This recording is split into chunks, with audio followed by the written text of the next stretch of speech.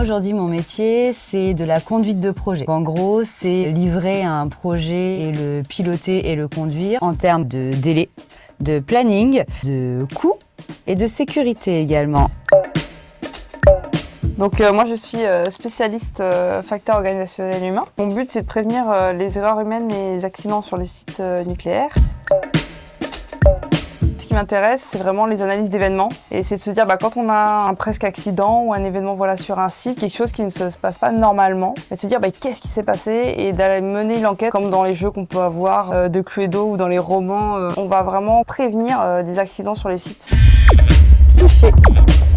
C'est pas vrai. Ce qui est bien dans l'industrie, c'est qu'il y a quand même beaucoup de postes et beaucoup de possibilités, que ça soit transverse ou aussi on peut monter hiérarchiquement. Pas se mettre de limites. Tant que tu es bien accompagné, que tu es dans un environnement sain, si tu as envie de le faire, fonce. Question cliché. Faux. Quand on arrive dans un nouveau métier, forcément, il faut faire un peu ses preuves. Il faut bâtir son expérience et petit à petit, on est légitime à parler d'un sujet parce qu'on a beaucoup travaillé dessus, parce qu'on a une expérience, qu'on a été sur le terrain. Donc c'est pour ça que c'est plutôt lié justement à l'expérience plutôt qu'au genre. J'ai pu l'entendre par l'ancienne génération, on va dire. Aujourd'hui, moi, je suis vraiment contente parce qu'il n'y a plus de barrière de genre. Je suis heureuse de pouvoir travailler avec des femmes qui vont être ingénieurs soudage et qui vont vraiment être des experts et des référentes. Cette phrase-là, un truc de mec, on ne l'entend plus trop et on l'entend même plus du tout. Question cliché. Je suis pas d'accord. Dans les équipes, les hommes sont contents de travailler avec des femmes parce que ça apporte de la mixité, c'est un regard différent, des relations différentes.